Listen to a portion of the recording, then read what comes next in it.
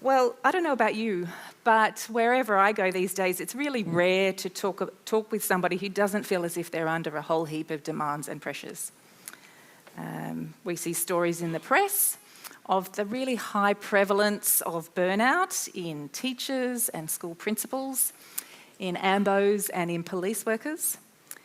But as an organisational psychologist, a lot of the focus that we have is on helping individuals to manage the stressors that they experience, particularly in their workplaces.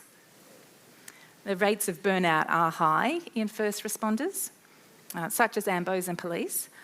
And while they're not quite as high as in those professions, they are certainly also high for teachers and counsellors and for ministry workers.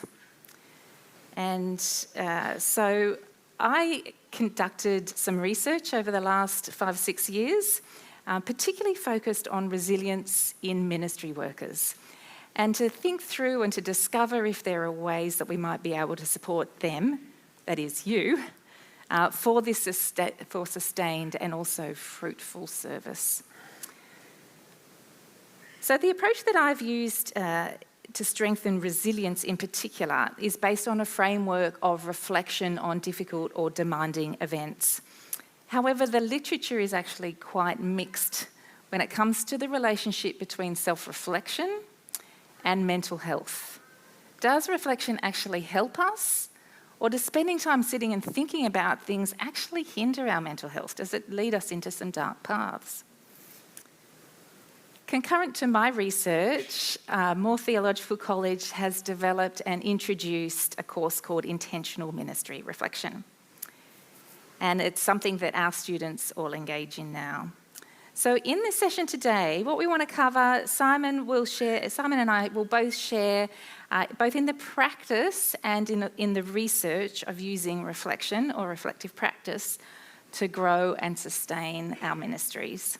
So first up, Simon's going to share a little bit about why we were interested at college in reflection and what sparked it all off.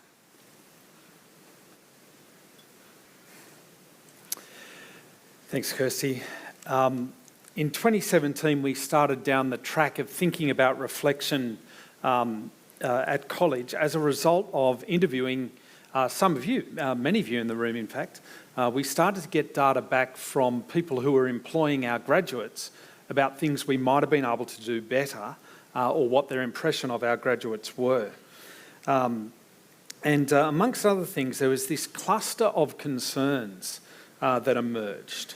And they led us to think that maybe actually looking into reflection was going to be a big part of getting better as a college at this.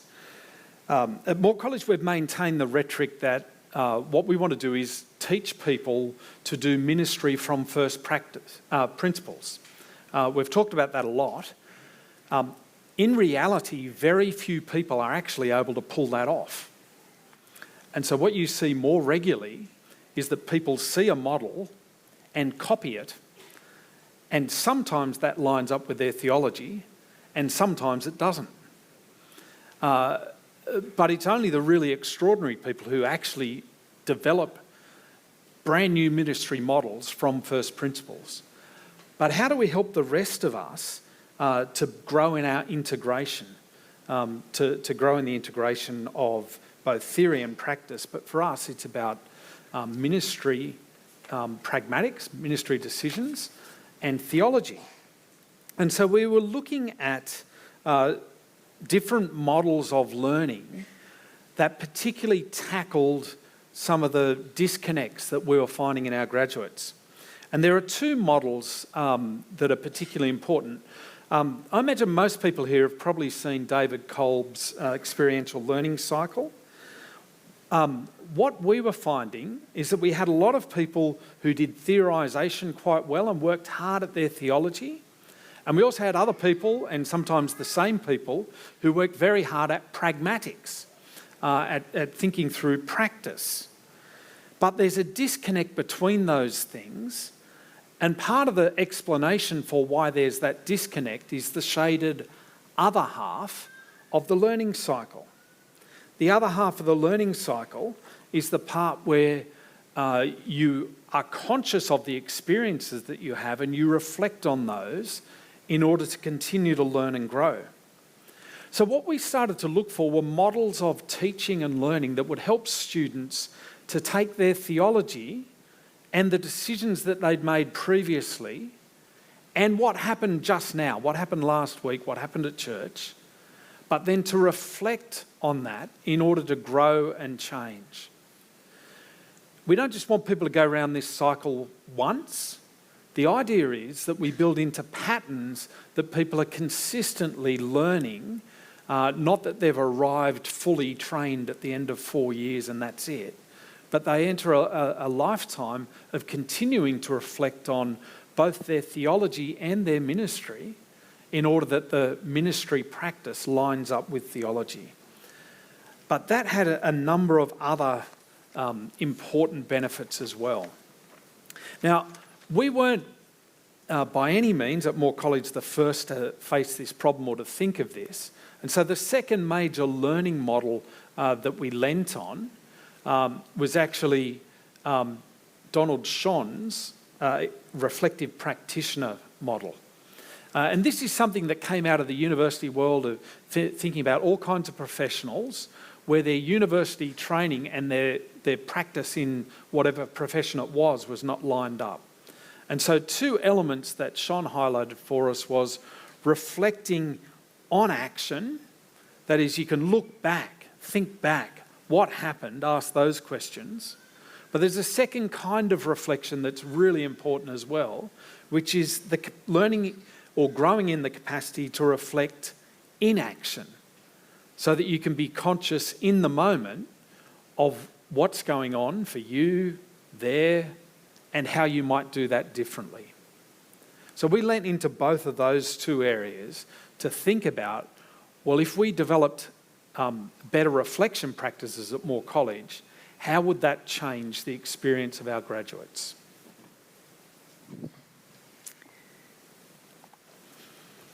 So this is where my research kicked in. I completed my PhD looking at reflection and resilience for ministry workers at Macquarie University. I finished that one up last year. And so what I want to share with you now is some of the research that we uncovered.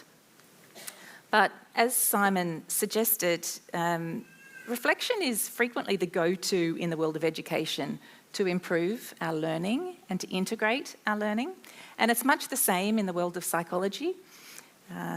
The challenge that we uncovered, as I was researching it, the challenge is this idea of there is a paradox. And the challenge is that frequent inspection of one's feelings and thoughts seems to improve the accuracy of self-knowledge, but at the cost of psychological well-being. And this issue was coined the self-absorption paradox by Trapnell and Campbell. So just to explain that, since Aristotle, we've come to expect that self-focus supports our self-knowledge. So A leads to B, okay? And that this self-knowledge, as we've considered things, we know things about ourselves, and that self-knowledge actually supports our well-being. So B leads to C. So if the logic is correct, if A leads to B and B leads to C, then there should be a positive relationship between self-focus, A, and psychological health, C. The problem is that when these researchers, Trapnell and Campbell, did some investigation, they found that the greater self-focus was associated with more accurate self-knowledge, so A did lead to B, but A was also associated with high levels of psychological distress. So not only was A related to B, but A was negatively related to C. What do you do with that? Okay, so this is a major challenge for us, particularly as the model of resilience strengthening I was using was based on reflective practice. Okay, so exactly what is the nature of the relationship between self-reflection and mental health? And is there a part to play for self-knowledge? Okay, so as I did some more investigation, sorry. It's also in the back. There we go. As I did some investigation, I found that the resolution of this paradox actually might be found in a model that includes an extra variable, okay? And the extra variable was rumination. Rumination is actually negative perseverative thinking, or you might call it gloomy pondering. And it's the repetitive and passive focus on on your negative emotions, okay? So what I proposed here was that instead of just having a single A factor, if you like, self-reflection, that we actually have two A factors. We have self-reflection and rumination. And that as we go through that, we've got two A's. We've got self-knowledge, which is B, the B factor, which we assessed using insight. And then C is resilience. We also measured C as well-being. And what I was hypothesising was that self-reflection that isn't confounded, that isn't affected by rumination, is associated with resilience, so A leads to B, via insight, okay? Although the Macquarie University's work to date has shown that the self-reflection training that we're using increases resilience in the context of stresses, we wanted to just do this really basic research to clarify these relationships before we started rolling out anything with ministry workers, okay? This is really what we wanted to test. So here's what we found. I've already given it away.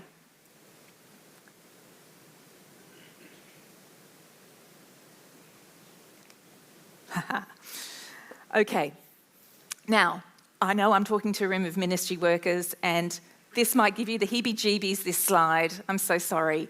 But some of you might find it really interesting, okay? What we're looking for here are the asterisks. It's the stars that are the exciting stuff for the researchers, okay? And what's in the bubbles there, we've got two forms of self-reflection. We've got adaptive self-reflection and we've got general self-reflection.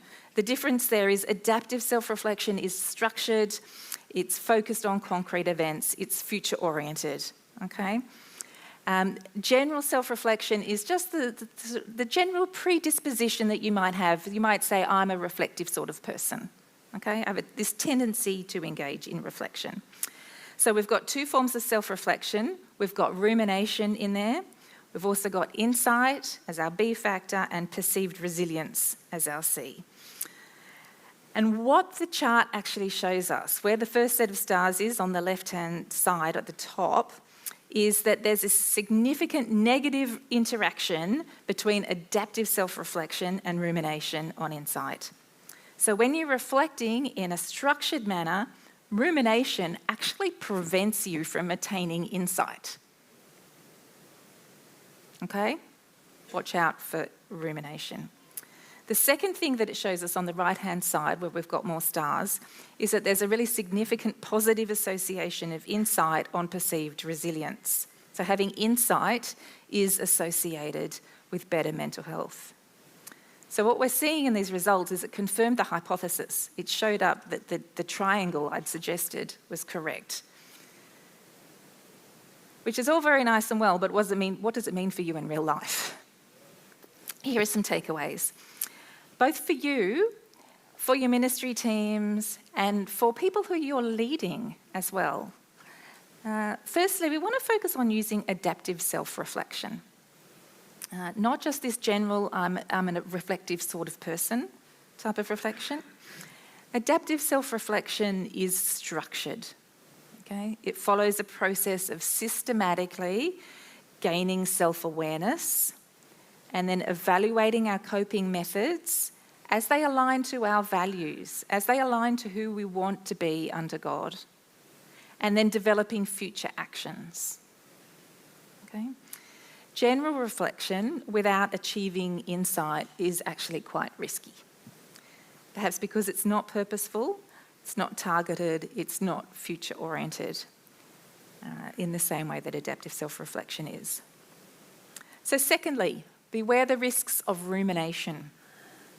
This rumination or negative perseverative thinking is when we get stuck in a pattern of thinking over the negative aspects of a situation, or when we dwell on our negative emotions. Okay? Rumination is actually really highly correlated with things like depression and anxiety, which we've heard a bit about already this morning. But we really want to avoid this rumination as far as possible.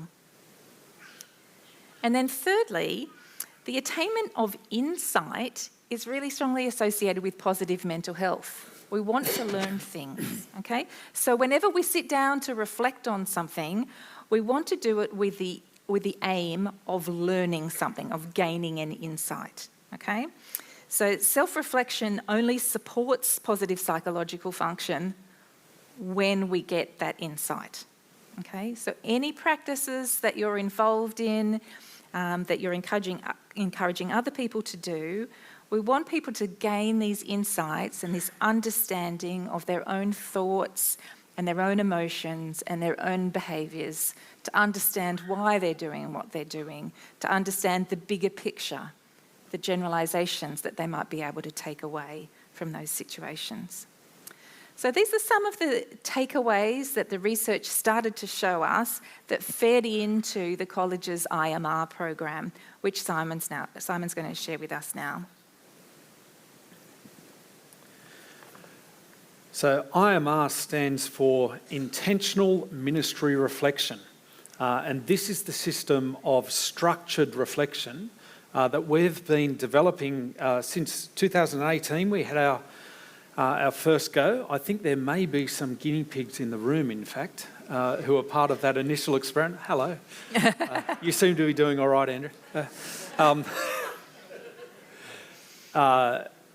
We have been making iterative changes ever since, and I've got to say, every year when we do the briefing again, and whichever one of us is doing that, it's wonderful to just see the continual kind of changes. But the basic pattern, that basic structure of reflection has been in place from the start.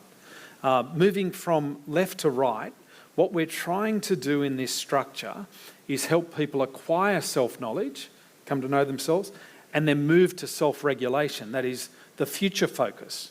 What are we going to do with this going forward? So 4 steps. First is describe. And what we're after there is people to genuinely say, this is what happened. So under each of these headings, the 4 headings, we've got a document with a whole long list of questions designed to get at what actually happened. Not what do I think happened, how do I interpret what happened, but actually, what did happen? What was it? So just beginning with describing a concrete event that happened. We then start to explore it and draw connections between perhaps what's happened before. Has this kind of thing happened before? When does this kind of thing happen? What else is going on for you as those things, as that happened? What was involved for you in your thoughts, in your emotions? What was going on for you in that? Just trying to unpack that. It's the second step. The third step is to begin to assess it. And really interestingly for us at college, so this is where we're finding out the values and the theology that is driving people. And often at this point, what we find in college students is, why is this thing kind of stirring them up? It's because they hold more than one value, and those values are in some kind of tension. And as you talk about it, you work out what the tension is. And is that a resolvable tension? Are you choosing between goods here, or are you balancing different goods? Are you being consistent with what you say is important and true to you? Or is it actually the fact that you've become aware that you have behaved inconsistently and now you're not sure what to do with that? So that's the assess phase. What's really critical, and Kirsty was pointing to this earlier, is that we get to step 4, which is future-focused, action-oriented. Okay, you've had that experience, you've realised those things, now what? What's next? How could you make this different the next time? What have you learned? What are your insights? What do your insights help you to do differently next time? So that's the 4 steps. What we do at college is we make people run through that 3 times. The first time is they fill in this long questionnaire. So it's a written kind of reflection. And the written reflection's great for doing particular things. It's excellent. We then have a verbal reflection which goes through the same process. Everybody in the room has read the written reflection, but it's now a conversation between one of the students and one facilitator. But there are 4 other students and another facilitator in the room, men and women together, thinking this through. It's great for the person doing the reflection, but many times it's brilliant for the 4 people who have to sit there for 45 minutes and not say anything at all. That's a particular kind of experience, and I don't know when the last time you really tried that in a conversation was, but we give people roles, listening roles, to help develop skills in genuinely listening to other people. And if you're not allowed to talk, it makes it a bit easier to concentrate on doing that as well. So that process, written, verbal, and then there's a second opportunity to reflect in a written way. What we're doing at that point is reflecting not just on the thing that happened and the thing I learnt out of that, but I had this experience in the group and different people chipped in and said different things. And what did I learn from that? And so what we're doing is introducing a second loop of learning into the process there. Iterative changes, we keep going through. How did this gel with what Kirsty was finding? So having run that initial study, we actually wanted to test it longitudinally. We wanted to test whether there were any causal factors happening there. Previous trials of our training, which is called the Systematic Self-Reflection Training, or SRT, previous trials have encouraged self-reflection focused on stressor events, regardless of the success of those coping events. So we wanted to test in a trial whether people wrote about anything. We wanted to test that the difference between whether people were writing about any kind of stressor event, or whether when we asked them to pick specifically a stressor event that they felt that they had handled well, or a stressor event that they felt that they had handled differently, might bring different results.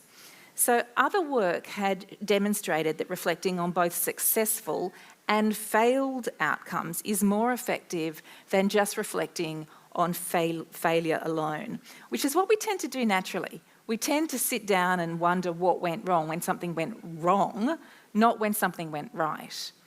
But we wanted to test whether or not thinking about what went right might actually be helpful for us as well.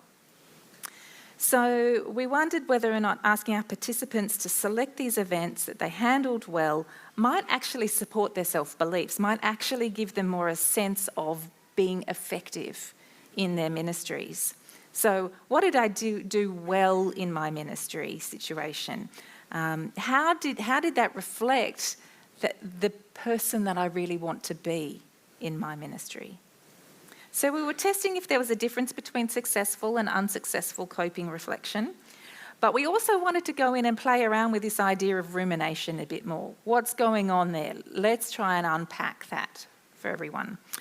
So I ran a randomised controlled trial with 254 Australian Protestant ministry workers. 4% of them identified themselves as FIEC members. Thank you if you were one of these people. The randomised controlled trial included 3 conditions, okay? So the first group was a control group, and I'm sorry if you were in the control group. I did go back and offer it to you if you were in the control group. But the control group, they were just writing descriptions of a stressful event. They weren't reflecting on that event at all. They were just writing some descriptions. The second group were doing some self-reflective writing, and that writing was focused on unsuccessful coping experiences. And then the third group were people who were doing self-reflective writing focused on successful coping experiences. And the participants, all three groups, did one written activity for each of 5 weeks, which took them about 20 minutes or so, once a week. And then in weeks 2 and 4, they had a phone call with one of the people from the research team, where we actually went through some of their reflections with them and checked in to make sure they were doing okay. Each of the participants in the study were assessed at 4 time points. So they were assessed before the training, immediately after the training, then 3 and 6 months again after the training.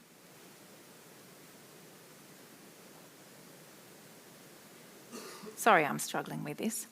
There we go. This is what we found.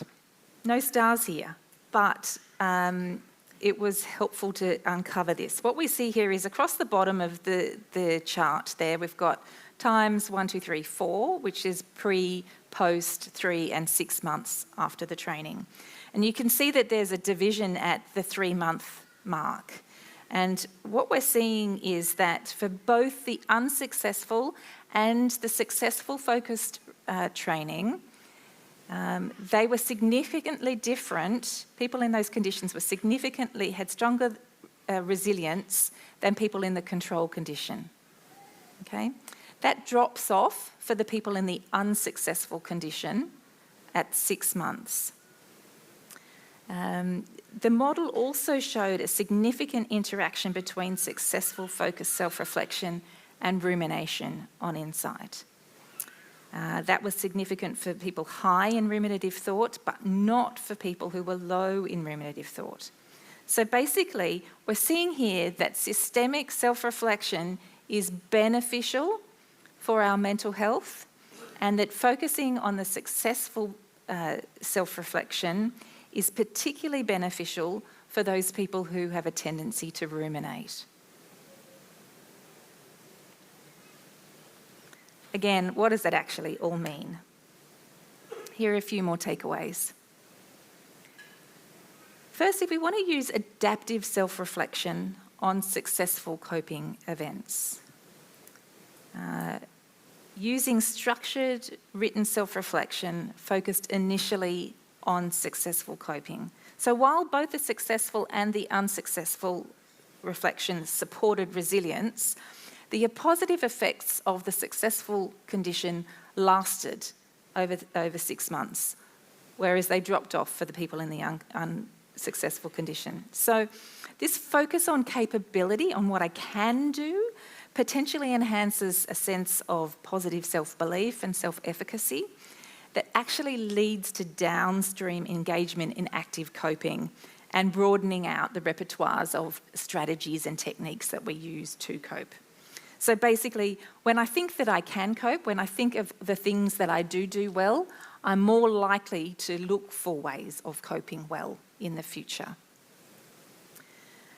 So that's the first point. Secondly, so we want to start by focusing on the things that I can do well, on where I do see myself coping well. And then as our resilient beliefs grow, we then want to introduce self-reflection focused more on unsuccessful coping. So it did contribute some short-term benefit, as we saw at the 3-month mark.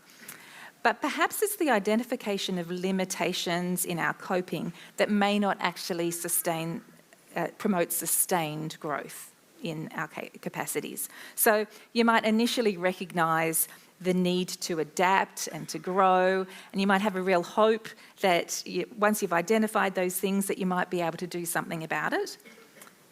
But without additional assistance, that hope might actually wear away. that we might lack the motivation or even the ability to make the changes that we've identified. So this is where it can be really helpful, particularly when we're reflecting on unsuccessful coping, to have somebody who walks alongside us with that, someone like a pastoral supervisor. So we suggest using both successful and unsuccessful self-reflection together in a really supported environment.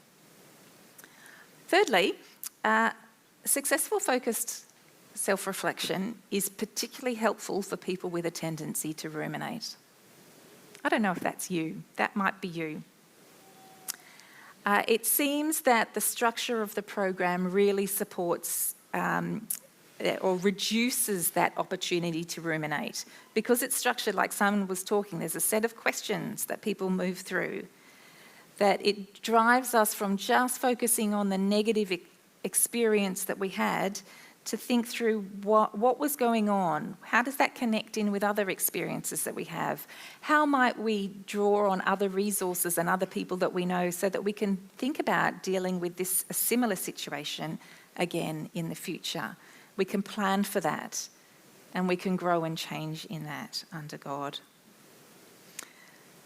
So we actually also think that the insights that we get from that successful focused coping might actually start to alter the core beliefs that we have that support our optimism, that support our hope for future coping as well. Lastly, we also took a deep dive into the insights. So people, when they were writing these reflections, they were writing them in a workbook, and some of them sent them back to us, and we were able to analyse what was in those workbooks. We started to look at some of the insights that people found, and it suggested that there were two pathways for strengthening resilience. Firstly, by attaining insights that appear to reinforce and grow our resilient beliefs, like understanding that the time course of my emotions will vary. That actually supports our resilience. We know that actually I might be feeling really head up about it now, but tomorrow I may not be as strongly affected. So that's one pathway, but there's another pathway where we start to gain insights that might promote awareness that, it might promote this self-awareness that reduces perceived resilience in the midterm, but it might be useful in the long term. So for example, distinct outcomes where actually the insight that I've gained helps me see that there's a difference in the strategies that I'm using. So for example, to deal with a particular problem, I might procrastinate. And that can be really helpful for a short while. It might get me through a patch while I've got a lot of other things on the go. But that particular strategy isn't going to last forever. Eventually, I'm going to have to do something about it. Okay? So when I have an insight like that, it helps me in the immediate, but I'm going to have to learn and grow and change to alter that in the future. So that were some of the key takeaways that we had from the research that we did from doing this randomised controlled trial. So we know that self-reflective practice actually works in ministry, and it supports and sustains ministry workers' mental health. Okay? How about IMR, back in the college context? What's that actually doing? I've heard just recently, rather informally, that we know that IMR is actually having an effect on students because they've started to verbify the term. So now they IMR each other. Oh, you're IMRing me.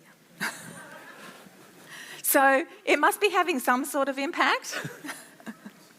More formally, we know that it's having some impact because of some of the assignments that we ask them to write. We get at the end of their IMR session, we get them to write a final review or assessment of it. And you may or may not be able to read this text here, but one student's written, "Only as I move past the feelings and understand why I feel a certain way, Can I come to manage situations of heat and relate healthily with others in the future? Or I have learned the importance of understanding myself and what I bring to a system. While it's easy to consider the actions of others, it's often when I consider my patterns that I can find insight.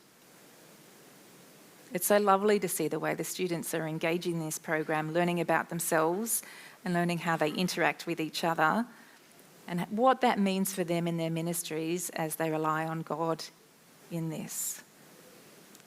From the workbooks, some of the ministry workers in my research said, giving myself the time and space to move beyond my reactive emotions usually means that I see things with greater clarity. Or, I want to rely and trust in God to deal with feelings of grief and loss rather than respond to feelings of being burdened. Or finally, difficult things and learning to deal with them builds capacity for encountering and dealing with future challenges. And that gives us great hope as we see how God has gifted each of us with the ability to use great skills and gifts in his service. Moving forward then, what might you do with this information around self-reflection? Rather than just thinking and taking it in now, what might you do with it to evaluate it, to move forward in it? You might think about doing a graduate certificate in ministry development at college. If you do the whole thing, it meets the requirements to become a pastoral supervisor. Or you might just want to do an individual unit on resilience. That'll take you through the SRT program that I've described here to grow your resilience. But equally, we're looking to help you lead your people, lead your teams, and lead the people who are in your congregations as well, in a way that fosters resilience and sustained service for Christ. This afternoon, I'll also be running a workshop if you'd like some more information. I'll be focusing more on the elements related to resilience at that point and how we can use reflection to grow our resilience. But importantly, from today's session, the key takeaways, when you're reflecting, be intentional, be systematic, keep it make it concrete, move it forward into the future. Secondly, aim for insights. We know that that's important. We need to have those learnings to be able to move forward.